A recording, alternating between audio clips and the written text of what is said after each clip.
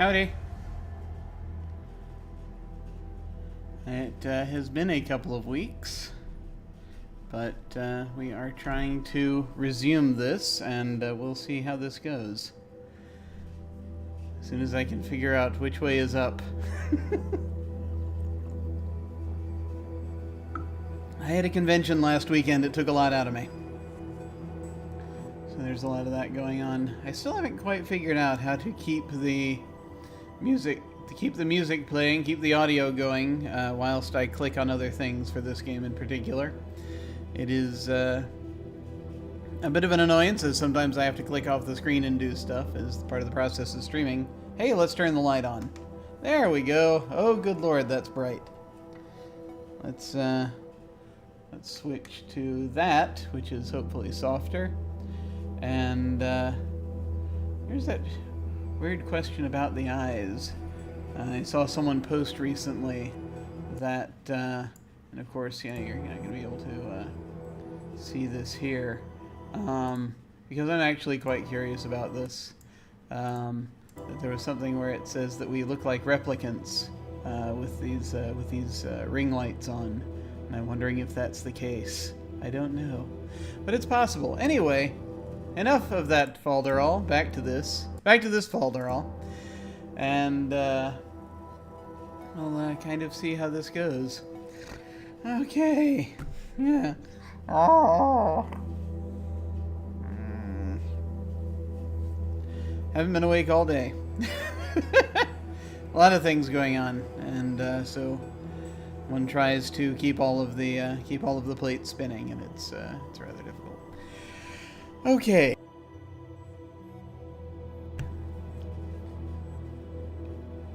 Let's see what we have going on here.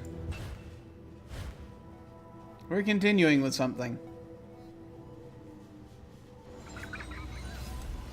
There we are. This is where we last left off. We are, I had forgotten that it does close-ups if you want it to. I don't think we can wheel around in this environment, though. I think we can just pull back and see that we are at a place. I forget what kind of place this is exactly. I know that we, last time, we fell through this hole, or created this hole probably, in this dome, and just smacked right in there to a, to that machine, breaking it, that machine that's supposed to fix us. Standing around is kind of nice. Relaxing.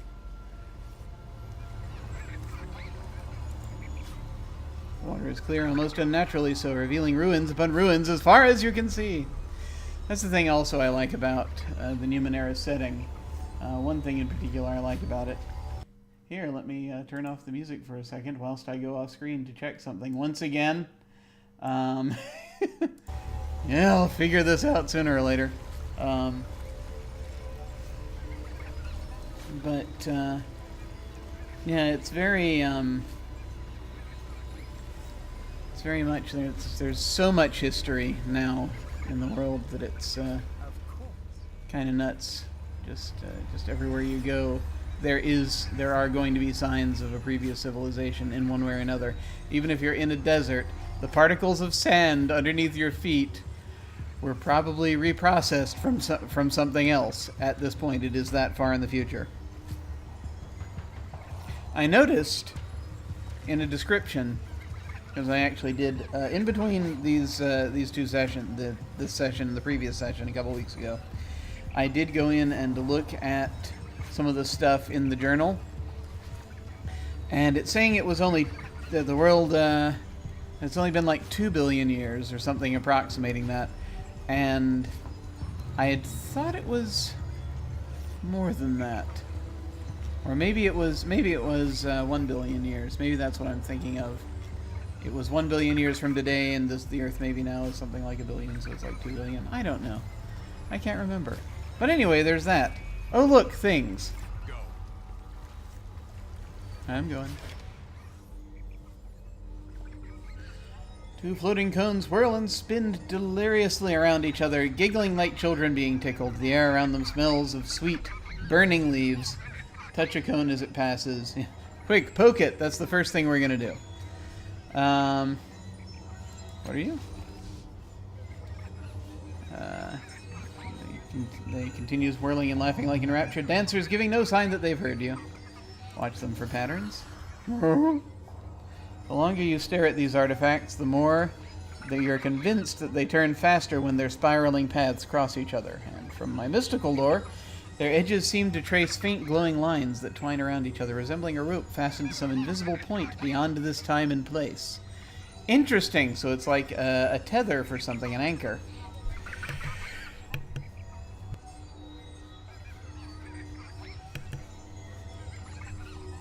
He says, doing bunches of coughing.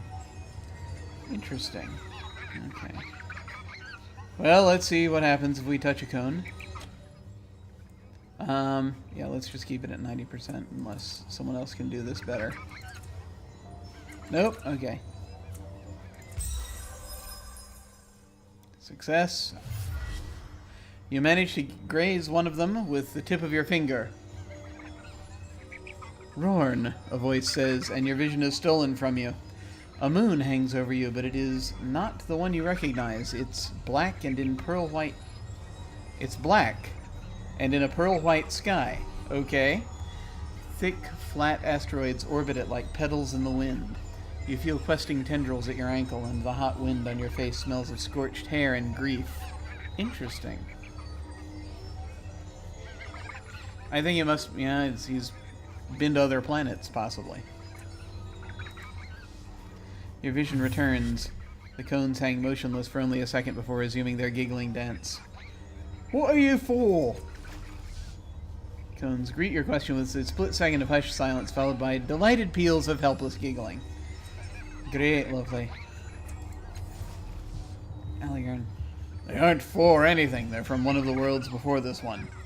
Alligern rubs a hand along his stubbled jaw. How can you be a former Aeon priest and not have any appreciation for this stuff? That's what I want to know. Sometimes the Numenera will do something useful. Sometimes they'll turn you inside out, and sometimes they don't do a damn thing that makes sense. It's very bitter, very jaded, I think. Castellage, I've often said the same thing about you, darling. Castellage murmurs. Try speaking to the cones again. Yes, let's beat this to death. Okay. I wonder how many times I can do this before annoying the game into submission. Guess not. Okay, we're going to leave the cones alone. Okay.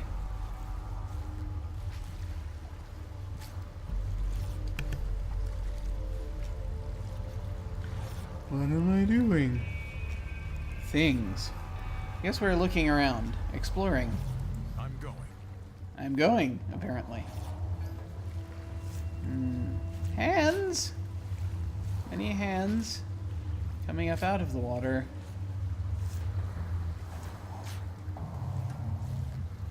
Yes. Now. Now? Okay.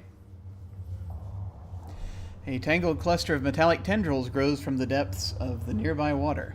Strangely, they resemble clawed alien hands, most of which have 7 or 8 fingers. Examine the cluster. The hands sway softly, but their movements are difficult to follow. Watching them for too long makes you feel nauseous. Apart from the hands themselves, you don't notice anything of interest in the cluster. I keep wondering if doing these things again is purely for the sake of if we missed it before or not. Okay, break one off, sure. I have a 45%. None of us is probably very strong, but let's find out. You've got a better chance. Yeah, let's have you do it. 60%, eh?